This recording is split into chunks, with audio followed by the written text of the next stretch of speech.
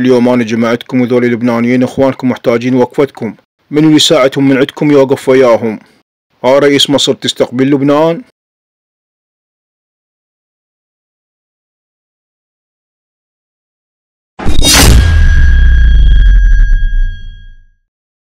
اعذرني يا عمي الوطن العربي مش قادر. ليش هذا أخوك محتاج وقفتك؟ ليش ما تقدر تساعده؟ مش قادر وخلاص.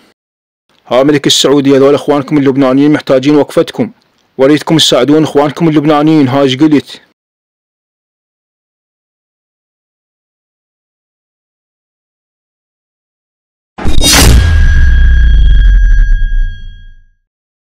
والله يا طويل العمر ما أقدر أساعدهم بأي شيء.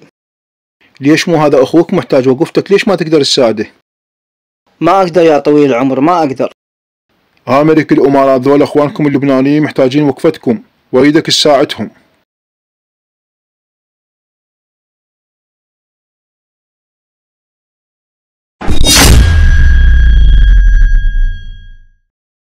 والله يا طويل العمر ما أقدر أساعدهم بأي شيء. ليش مو هذا أخوك محتاج وقفتك؟ ليش ما تقدر تساعده؟ ما أقدر أساعده يا طويل العمر، ما أقدر.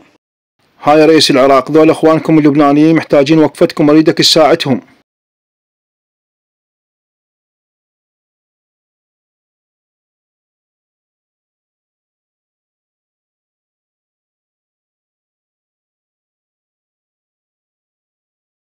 هلا بإخواننا اللبنانيين، نحطهم على الراس، قلوبنا مفتوحة لهم قبل بيوتنا.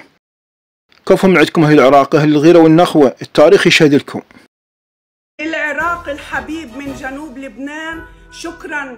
في ظل غياب الدول العربية، العراق الوحيد هو السند، العراق الوحيد هو الإيد اللي عم بتطبطب على جروحاتنا. شكرا يا العراق، شكرا على الدعم المادي والمعنوي والنفسي، شكرا على الفيديوهات اللي بتكبر القلب وتعليقاتكم قلبا وقالبا معنا. فعلا العراقي أبو الغيرة. تشمر على راسنا شعوب، بس مثل الشعب العراقي الله ما خلق. بيروقوا وبيغدوا وبيعشوا وبيحلوا، وفوقها بيفتحوا بيوتهم لينيموك فيها. مش عن عبث رب العالمين جعل قبر الإمام الحسين بالعراق.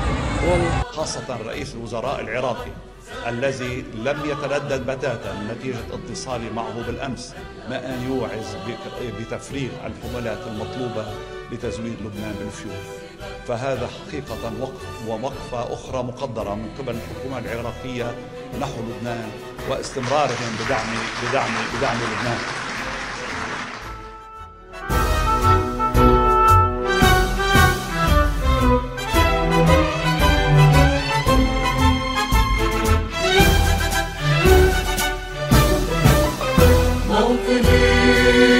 موطني الشباب لم يكن همه